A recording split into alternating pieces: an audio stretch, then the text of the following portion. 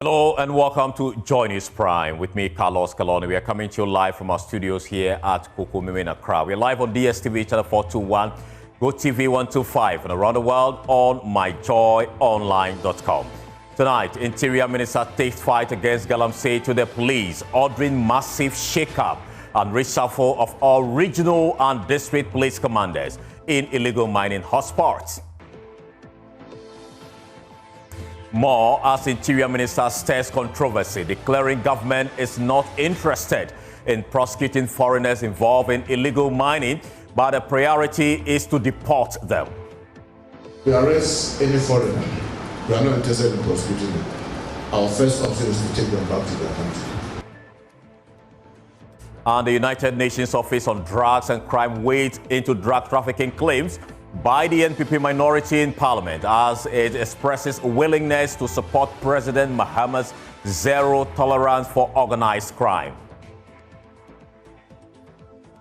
And fire outbreaks in market will continue unless urgent measures are taken to prevent vendors from leaving, cooking and storing flammable materials in these spaces. That's the warning from the Ghana National Fire Service.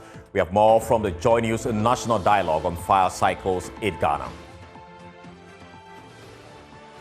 And also, we'll have business and sports. My name is Carlos Kaloni. Remember, we are your home of independent, fearless and credible journalism. Thank you so much for joining us.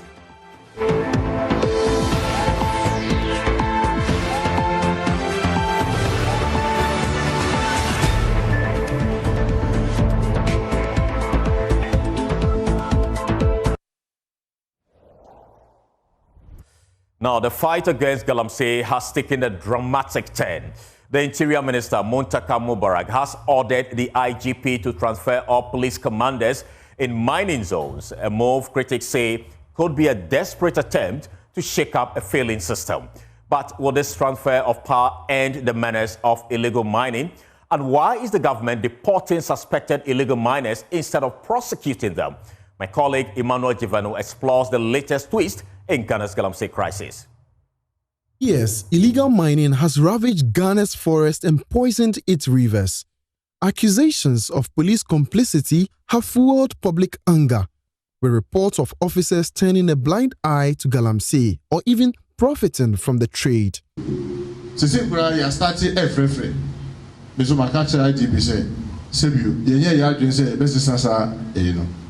Police pay biya wo Galamsey area biano. Mama order say you mean from. I have informed the IGP that every police commander in Galamsey affected areas should be replaced with new ones. I am not saying they are complicit, but they have been there for too long without the resource. If any of them from these areas approaches you to plead on their behalf to prevent their removal, do not entertain it. A bold move. But does this solve the problem or merely shift the players? Dr. Ken Ashigbe is the convener for the Media Coalition Against Illegal Mining. I would also hope that the Chief Justice as well will do a reshuffle of all the High Court judges within the mining areas as well, to breathe some air of freshness into the whole justice delivery and the security system. It's barely 24 hours after the Minister for Lands and Natural Resources labeled Galamsey operators terrorists. And I take the opportunity to urge all these institutions, including the defense, the police, the judiciary, to play their part. We've already engaged the Attorney General, we've engaged. We'll bring you more on that report in a subsequent bulletin. Meanwhile, security analyst Kwesi Aning says the Interior Minister's decision not to prosecute foreigners but deport them is not deterrent enough. We need to be able to disaggregate and have the political will that irrespective of the person who is caught in the dragnet, you cannot use religious leaders, chiefs, family, old school friends to get out of the dragnet. I think we've tickled ourselves very silly over the past 10 years or so, and now we are facing this threat that is beginning to pose, dangers to our very existence. So all extraordinary measures are necessary, except a shoot to kill policy. That will turn the support of the populace against the measure. There are lots of things that we can do that empowers government, our security agencies, intelligence agencies, and all the instruments at the disposal of the state and non-state actors. Let's use it. Let's be bold enough. Let's have the will. And I think we should be able to do this and then recover our lands, get our water bodies, Now, let's go on to the phone lines and speak to a former chief state prosecutor, Augustine Obwo. Grateful for your time, sir. I want to find out, does our law permit the deportation of foreigners accused of illegal activities without first prosecuting them in a court of law? Let me say good evening to your cherished listeners, and let me do a correction that I wasn't a chief state attorney. I retired there resigned there as senior state attorney.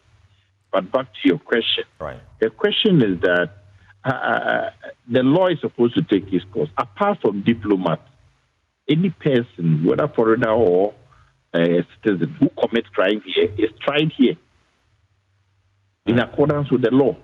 There's no other law for a foreigner apart from those in the diplomatic course. So when you are in the country and you commit crime, whatever crime that you will commit, you must be tried here. I don't think that when you commit robbery in the U.S., they will bring you down to Ghana because you committed robbery in the U.S. No, they don't have such laws. It's the same law that we're supposed to use for the citizens that is also applicable to foreigners. I was surprised when I even heard the minister saying that deported 107 people back to their country. Those who bring in the money to come and engage our local people, if there's another law that you should deport them, then that is clear injustice. They are the sponsors of the Galamsey. Why do we deport them and leave our own poor people here who go there as employees? So they should be prosecuted equally. Are you saying including crimes such as Galamsey? To be clear on that. Yes, whichever crime that you commit, whether it's Galamsey or whatever it is. Aisha, one was prosecuted here last 2 years or so. You all saw it, what happened in court. At least the person must be prosecuted, if possible, convicted and sentenced. You can do prisoner swap or some negotiation, but just deporting the person upon arrest, this is discriminatory. Right. Discriminatory because in terms of the citizens, I mean, do they have another right, or are they also going to be cautioned, or they are not going to be arrested? 10 people are in a pit doing Galamsey. 6 of them are foreigners. Then you arrest 10 of them, 6 foreigners, you deport them. So the local one, because they don't have anywhere to go, you prosecute them, probably convict them and sentence them to jail term. This is clear injustice. And in fact, they can even fight against this on appeal for discrimination. Right. Now, the government decision to deport without prosecution set a legal precedent that undermines the country's justice system. And what are the possible legal challenges to this? You just mentioned that people could go to court, but beyond that, what could be some other implications? Yeah, the implication is just politics. They have the power because they are in charge of whether or not to prosecute. It's the same politician who is in charge. This is what I've been complaining, that we should take the state prosecution service from politicians so that they don't play any role when somebody commits crime. Another institution is responsible. But as long as the politicians are in charge of the prosecution service of the country, this is what you are likely to see. Right. So we will continue to see it until we change the prosecution, we change the constitution, we change that Article 88, giving the power of prosecution to the Attorney General. From where you say it, what kind of picture does this send to people who are actually foreigners? We are told there are persons from the sub-region who are deeply involved in this Galamsey. They will continue. They will continue the Galamsey because when they are arrested, they will be deported, and that is not too much of a problem. Going back to where you came from is not too much of a problem. And they rather engage the people to do the Galamsey for them. So they will be deported and the local people will be imprisoned. You mentioned 15 years and above. Right. You mentioned people could go to court. Can any Ghanaian go to court to challenge the decision of the minister or the government on this particular matter? You can challenge, but what are the people? They are gone already. The minister cannot and does not have the power to bring them back into the country. His power ended when they left the country. Right. If you want to bring them back, you have to go through diplomatic proceedings again. Extradition and it is not possible. So the minister, by the time you go to court to challenge, the minister's power is already exercised and it's good. They are gone. So the minister can clearly be cited for breaching the constitution. Is that right? Oh, of course. It's violating the proceedings, the criminal laws of the country. Once you are arrested, but the point is that the power to prosecute resides with the government. That's the constitutional provision. And so in this case, the minister is right. He's the minister for the interior. He's right. You cannot fault him. He's right. Because the minister has that discretion to prosecute or not. It's with the government. So they've taken a decision not to prosecute. It's just like any other decision they took concerning those who were in court. They were not wrong. They were right. Because that's the constitutional provision. All right, thank you. We'll leave it here. Lawyer Augustine Obo is state attorney, former one for that matter. Moving on, the Western Central Regional Police Command has arraigned 7 suspects before the Special Court for illegal mining in Sekondi. The accused face charges of conspiracy and unlicensed mining activities. The court has remanded them into custody with a hearing set for April 17, 2025. Additionally, 2 Chinese nationals have been arrested for mining along the Bonsa River and handed over to the Ghana Immigration Service.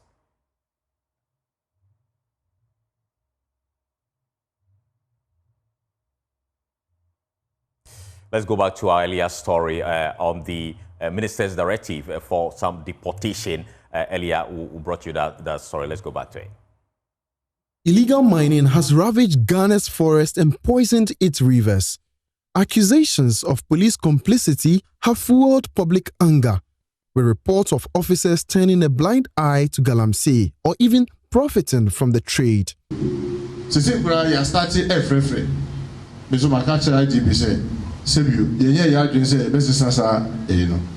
Police paying Pia or Galamsey area piano.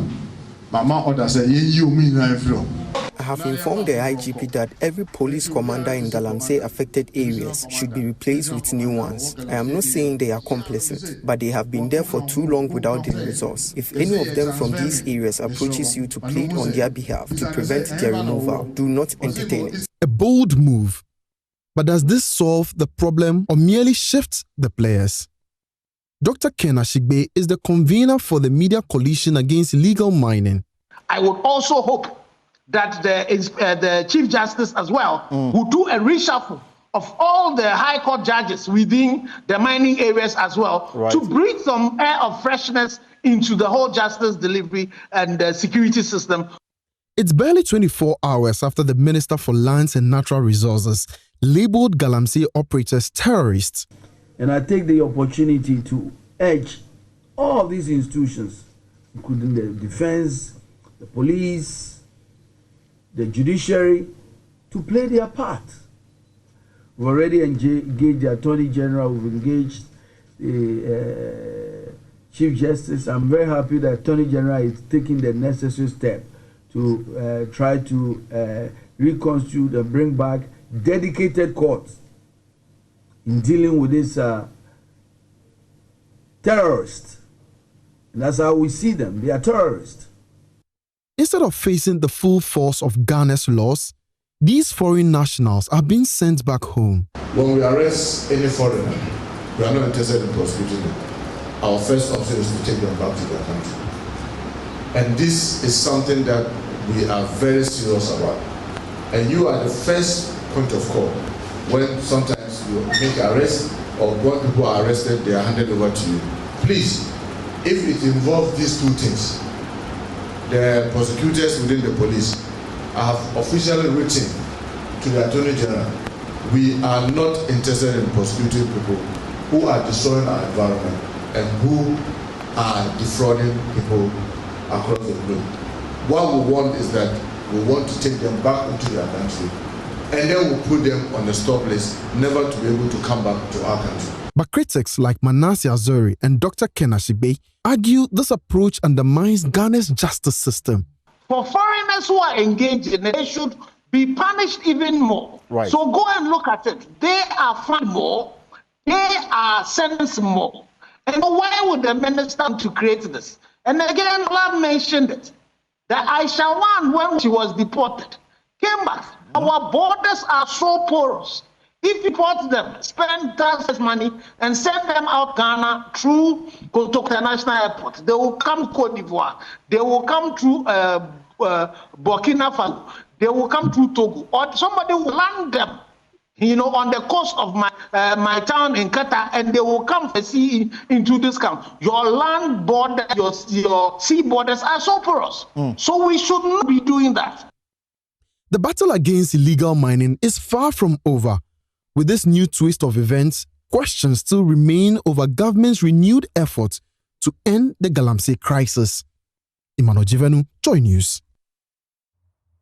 Now, the Interior Minister Muntaka Mubarak has also tasked the Ashanti Regional Police Command to take swift action against Tinka Island, one of the most notorious drug dens in the Kumasi metropolis. The den, widely known for its illegal drug trade and abuse, has been a source of concern for residents and law enforcement agencies for some time. Now, speaking during his engagement with the Ashanti Regional Police Command, the Interior Minister actually revealed that the den has become a hotspot for the sale of illegal substances, contributing to the alarming rise in drug-related crimes in the Kumasi metropolis. He has, however, directed the Regional Police Command to eradicate the den in the next 6 months.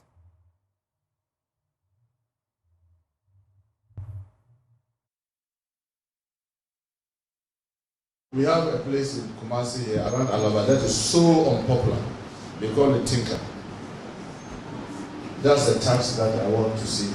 That to welcome me, to show that the Interior Minister is from this region, I want Tinka to be a thing of the past in the next 6 months. And I'll be very, very happy. That will give me so much confidence that anything I want to do for you in this region, I have reason to say that you're able to deal with this. And I know working together with the Narcotic Control Commission, this is a problem that you're able to use to honor me. Now, the Interior Minister has been touring the Kumasi Central Prison also. And my colleague Nana Boachi Yadom has been with him all day and joins us for more. Nana, what key concerns did he raise during his visit to the prisons? The Interior Minister, as part of his tour in the Ashanti region, the second day to be precise, decided to visit several agencies under the Interior Ministry, and that took him from the Ghana Police Service, the head office in the Ashanti region, to the Kumasi Central Prison.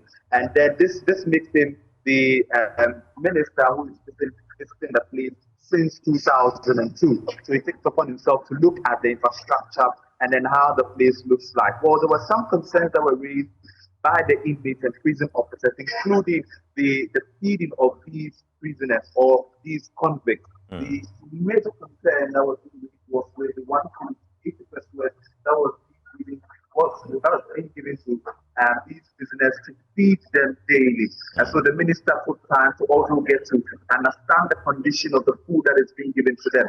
Well, he was very much unlucky at that time when he was told that the prisoners were going to take gari and beans. But unfortunately, what he said he saw is not what we can describe as gari and beans, but rather gari and water. We can take a listen to the Interior Minister, Mr. Mubarak.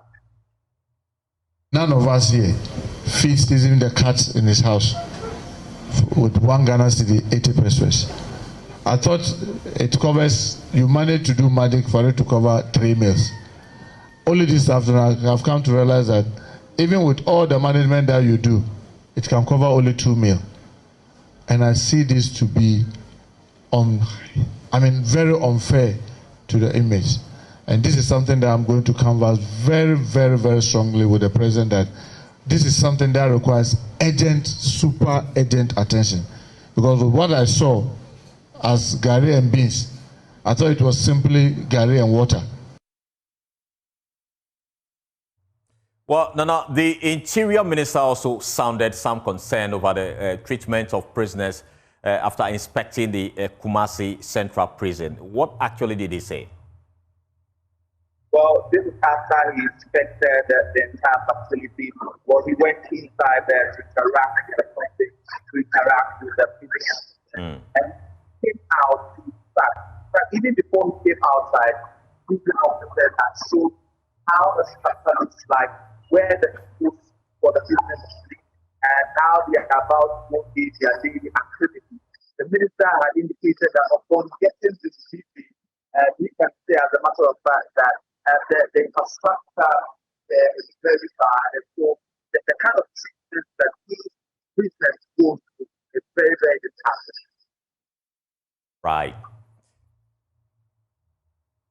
Well, thank you so much, Nana, for giving us those updates. Let's stay a bit longer in the Kumasi metropolis because a female student at Adventist Senior High School there has sustained severe head injuries after being shot by a classmate on Friday morning.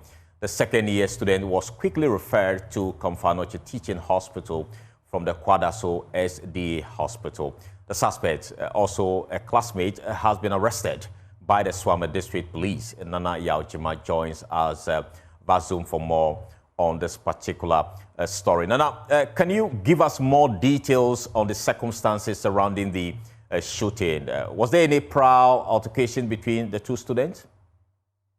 Not exactly. From the information we've been able to gather, there wasn't any form of altercation between the two students.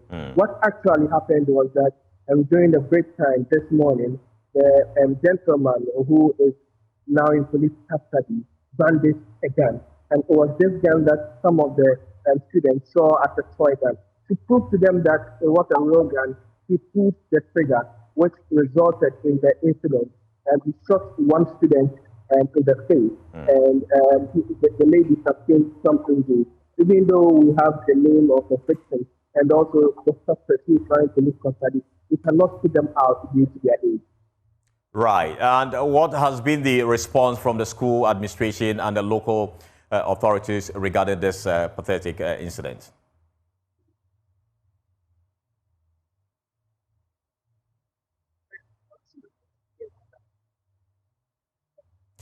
I think, Nana, I'm asking, what has been the reaction from the school administration and the local authorities there? So the information that we've been able to get out of the school administration, this one price government. They were excellent about the situation. I think that we're successful in getting to the head teacher. And according to the head teacher, the lady of the situation is speaking from concerning the second. Nana, I'm afraid we are unable to hear you exactly what you're saying. If you could work on the sound a bit, I wanted to know what the school administration has been saying, as well as the local authority within the area, what they've been saying about this particular incident. So if you can hear me, let's try once more. What have they been saying about this? So the school is unable to give us details as to how this incident came about. But what they are able to tell us is that immediately they got information about the incident, they were able to, through the students, apprehend the gentleman who allegedly shot the lady and help the police to get this gentleman. At the moment, the guy has been sent to the Swame District Police, but according to the school authority, the lady now is in stable condition. She was treated by medic at the Komfanoche Teaching Hospital, and the information is that a surgery was immediately conducted on her, and at the moment, she's in stable situation. Right, thank you so much. We'll still keep our eyes on that and update our viewers in subsequent bulletins. Now, moving on, the United Nations Office on Drugs and Crime is closely monitoring investigations into allegations by Ghana's minority MPs that 2 aircraft suspected of transporting cocaine and cash used Ghana as a transit point for organized crime, while Communications Minister Felix Kwesi Ofosu disputed claims by NPP MP Reverend Ntim Forjo regarding illicit activities at Ghana's airport. The regional advisor for the United Nations Office on drugs and crime, Kojo Atiso, speaking exclusively to JoyNews, Blessed Soga emphasized the need for thorough investigation. He also expressed the UNODC's readiness to collaborate with President John Dramani Mahama following his declaration of zero tolerance for organized crime. Yeah, any allegation or such a case should be properly investigated and prosecuted. And then we do believe also in the work of law enforcement and judiciary. At this stage, we can just support and hope that they will come up with a concrete result. But since it's in the investigation stage, we cannot say much, but we are just following the case. We again, UNODC commend the effort of the Ghana's authorities to fight corruption and organized crime. UNODC highly welcome the high-level statement of the President of Ghana. And then you also mentioned organized crime. It's not only about fighting corruption, but also the organized group in general, drug trafficking, maritime crime, crime affecting environment, illicit or illegal exploitation of natural resources. So any kind of crime should be combated, and we are happy, we are grateful that the President of Ghana have that direction. We know the harm of organized crime group in our society. So more we fight them, we make Ghana safer and secure, not only Ghana, but also the West African region and also globally. So UNODC will continue providing its technical assistance to Ghana. Now moving on, improper market construction, safety negligence, inadequate fire service equipment, and rural to urban migration were highlighted as key causes of market fires in Ghana at the JoyNews National Dialogue on Fires. The event, titled From Ashes to Action, Breaking the Fire Cycle in Ghana, saw experts and traders discuss solutions with Deputy Interior Minister Ebenezer Oklete Telabi advocating for market restructuring, better fire service equipment, and attitudinal change. There's more in the following report. The JoyNews National Dialogue, dubbed From Ashes to Action, Breaking the Fire Cycle in Ghana, gathered top experts including traders, insurance professionals, and government officials. A UK-based health and safety professional, Edward Debra, pointed to inadequate emergency systems as the root cause of the nation's fire crisis, questioning the professional qualifications of some firefighters. You would be surprised that some fire servicemen do not even know what it is they are fighting. That leads me to politics. We fix the square pegs in round holes. So when there's even fire, the people who are supposed to fight the fire don't have the requisite knowledge. The Greater Accra Fire Commander, ACFO2, Rashid Kwame Nisawo, disagrees, insisting the real problem is improper market construction and limited access during emergencies. That is not true. To say that we don't have the requisite knowledge to deal with the Ghana fires in Ghana is not true. He said he's a farmer. I don't know which course he was, but the truth is that the men are trained. Some of us, I can mention main names who have certificates in Institute of Fire Engineers and have fire engineers in the Ghana National Fire Service. A victim of the Katamanto fire disaster, Susanna Asabia blamed the rebuilding of the market by themselves on the fear that the place could be sold out to other developers. We can't trust the elders of the market. You can't trust them? Yes. If you are a leader and you cannot be trusted, how can the people you are leading listen to you when you talk? Okay. Rumors were going out that they wanted to sell the market. So everybody was in a hurry to put up his or her structure before the place will be sold out. The Deputy Interior Minister, Emmanuel Oklete Telabi, however, proposes the following solutions to the challenge. We want to do everything there, including even sleeping. In the market, people cook. How are we going to go about this? Can't we have, even that attitude must change, because if we say, okay, open the market at 6 and close at 6 a.m. and close at 6 p.m., in between, people can, cook. Ghanaians are, however, hopeful that the proposed solutions from the national dialogue will help curb the high rate of market fires. Carlos Caloni, Joy News. You're still watching JoyNews Prime with me, Carlos Caloni. We'll take a short break. We'll return with more. Please stay.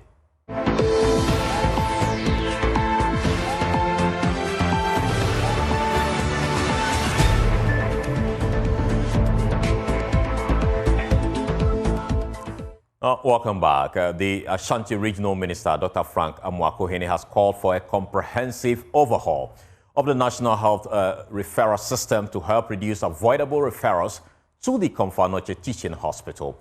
He says by investing in district and regional hospitals, the pressure on teaching hospitals will ease. Dr. Amoako-Hene has therefore assured of the operationalization of the Afari Military Hospital, Sewa Regional Hospital and the KNUST Hospital to allow for Komfo-Anokye's renovation and expansion. By September, we should be able to complete Afari Hospital and open it up for use. So that some of the referrals coming in from that side of town and the other regions can receive attention at the Afari Military Hospital. His Excellency the President was here again in this very auditorium during the time where he met with the clergy to thank them for their support for him towards the election and also after the elections. And during the engagement, he made a categorical statement that we need a regional hospital in Ashanti, just like we have the Ridge Hospital, that is the Greater Accra Regional Hospital. And to have that, you need to be able to complete the Sewa Regional Hospital to be able to open it up for use, to limit the pressure on Komfo-Anokye. Now, my colleague Clinton joins us on Zoom now. Clinton, can you provide more details on the current situation at Komfo-Anokye Teaching Hospital and how it's been affected by the high numbers of referrals the minister spoke about? Well, the UCAT project has already left some wards at CAT inaccessible. And currently what the hospital is doing is waiting on the outstanding phase of the project to be completed before they take in patients. However, the current situation currently is that the regional minister says it's a personal experience that some medical officers and doctors from peripheral facilities like hospitals, district hospitals, are referring patients at the slightest opportunity. Just to make way for their other businesses. And this has contributed to the indiscriminate overcrowding at Komfo-Anokye because sometimes there are no beds at CAT, but there are beds at some district hospitals who could have taken in the patients, but they are referring them to Komfo-Anokye where currently some wards are inaccessible. Right. Thank you so much. We believe you're going to be keeping your eyes on that particular situation there. But moving on, Executive Secretary of the Water Resources Commission, Dr. Bob Alpha, has raised alarm over the severe depletion of Ghana's water resources. Speaking at the launch of the Watershed Investment and Nature-Based Solutions project in Wahi, attributed the crisis to illegal mining, climate change, population growth, and unsustainable land use. Joy News' Upper West Regional Correspondent Rafiq Salam reports from Wa. The Watershed Investment Program and the Nature-Based Solutions Water Security Project, funded by the Conrad Hilton Foundation, is aimed at addressing some of the most pressing environmental and social economic challenges in the country. Executive Secretary of the Water Resources Commission, Dr. Bob Alpha, underscored the important role played by water in the lives of the people, hence the need to take serious measures when it comes to its preservation. The Watershed Investment Program adopts a strategic approach to managing and restoring our watersheds to ensure the availability of clean water, support biodiversity, and mitigate the impacts of floods and droughts. By investing in watersheds, we are investing in the health and resilience of our communities. Similarly, the Nature-Based Solution Water Security Project funded by the Hilton Foundation underscores the importance of working with nature rather than against nature like we do in the case of illegal mining and improper land use activities. Savannah is the largest region in the country with 1/5 of the country's landmass. It has both the black and white voltage running through it. Thus, explain the excitement of the Savannah Regional Minister, Salsobi Awurube Esquire, at the launch. We are the region with the largest or longest stretch of both the black and the white volta. And the two voltas, even confluence in Savannah region at a community called Kokale, runs several kilometers within the Savannah region before emptying their problems and advantages to other neighboring regions.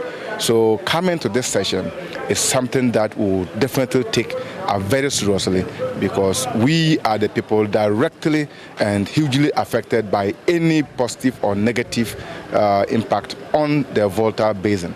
Chief Director at the Upper West Regional Coordinating Council, Pogna Haji Fatih Kore, who represented Upper West Regional Minister, Lawyer Charles Luanga Pozun, reiterated the commitment of the government to the fight against illegal mining. A proposed ban on mining activities in forest reserves alongside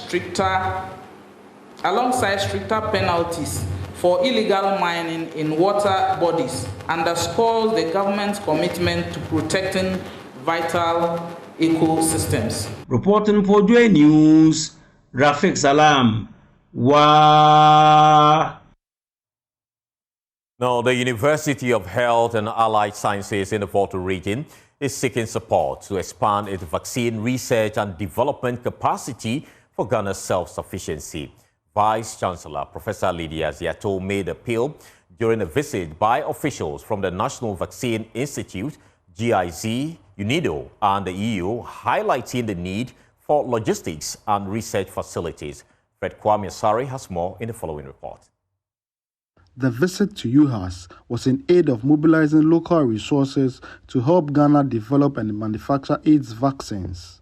This was imperative as Ghana would attain middle-income status by 2020 and will no longer qualify for the supply and distribution of vaccines from external donors. The team toured the uncompleted lab complex and simulation center. The Vice-Chancellor of UHAS, Professor Lydia Ziato, proposed a partnership to enable the university to have a full-fledged vaccine research and development center. I am calling on other partners to come and partner with us, because we have a very, very, very, very great potential within the health space. We have attracted very, very good professors from across the world, and we have the necessary human resource and a peaceful environment for research work in the country.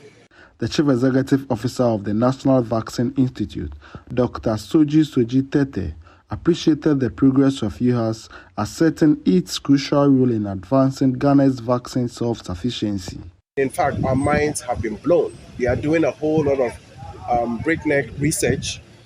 They have started building up a laboratory which, when completed, will be the largest in West Africa. They also have a very advanced simulation lab at various stages of completion. And I think that it's impressive, and I'm hoping that more of the funders will come together, work with us to give UHAS the support that they need. Representatives from the German Development Corporation, the European Union and UNIDO promised their support to advance UHAS's vaccine research and development capacity. Fred Kwame Asari, JoyNews, Soko de Lokwe. Now, government has announced plans to provide STEM kits in pre-tertiary institutions starting from next academic year. This initiative aims to strengthen science, technology, engineering, and mathematics education while integrating artificial intelligence into the learning process. Jennifer August has more in the following report. Rapid advancement in technology and artificial intelligence, the education sector is stepping up effort to prepare students for the future. The government's focus on equipping pre-tertiary institutions with modern technology aims to boost digital literacy, problem-solving skills, and innovation. Education Minister Haruna Idrisu highlighted efforts to revolutionize the sector. In fact, we ourselves will revolutionize STEM education in the coming years. In fact, we are currently engaged in some discussion with the Director General GS, the Ghana Education Trust Fund, and the Ministry of Education to deploy STEM sets, science, mathematics, engineering sets, to upper primary 4 and 6, which should begin next academic year, subject to lawful procurement and acceptability of the use of the device by the Ghana Education Service. National Robotics Coordinator Koderina Ben Amwako stressed that collaboration with the ministry will expand access to digital learning resources and provide students with hands-on experience in emerging technologies. We are all aware that AI robotics are taking over almost every work field. In the near future, by World Bank's report in 2017, 50% of all jobs will be lost to robotics. For that matter, it is very important that as an organization, we do well to train these children to get this knowledge. So as they move on, they'll take up courses and programs in these fields. Integrating AI and advanced tech would not only improve academic performance, but also equip students with skills for the global market. Jennifer August report for you. Well, there have been mixed reactions to the introduction of the National Integrity Award by Parliament. While some believe the initiative will promote ethical behavior among public sector workers, others argue that the government should prioritize more pressing issues like illegal mining. They shared their views with my colleague, Esther Nkrumah. The Speaker of Parliament, Alban Bagbin, has announced plans to establish a National Integrity Award to reward and recognize individuals that have demonstrated ethical conduct and integrity in their respective fields. He also announced the Vulture Award to shame and expose corrupt public officials. We're here at UNIMAC IJ to interact with some students to get their opinion on this award scheme. Is this what we need to curb corruption and make people do the right things? I think it's a great initiative. And if we have an award scheme like such, and let's say I've been awarded as maybe best worker or something in Ghana, it will serve as a motivation to my fellow workers to put in their all in the work that they are doing. Well, for me, an award scheme is just a scheme to encourage people. But Parliament leading the charts for this award scheme is a no-no for me. Anas, in his work as an investigative journalist, brought in the name, shame, and jail initiative. But after his investigative pieces, the government was able to take up all the officials that were exposed? No. So Parliament now initiating an award scheme means they are just looking for a way to cover up their own corrupt practices. So it's a no-no for me. They are also going to award public officials that are corrupt and giving them the Vulture Award. Do you think that just naming and shaming these corrupt politicians or public officials is what will curb corruption? I think that one, it will help curb corruption because you start from somewhere and end at somewhere.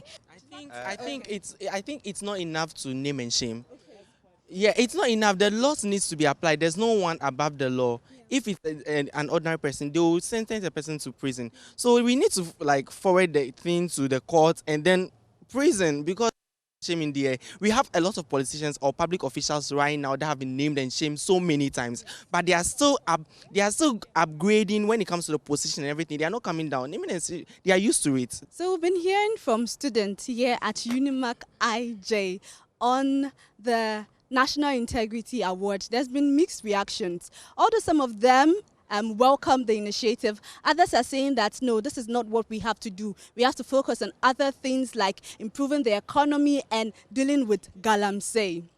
From UNIMAC IJ here in Accra, my name is Esther AC Nkrumah for JoyNews.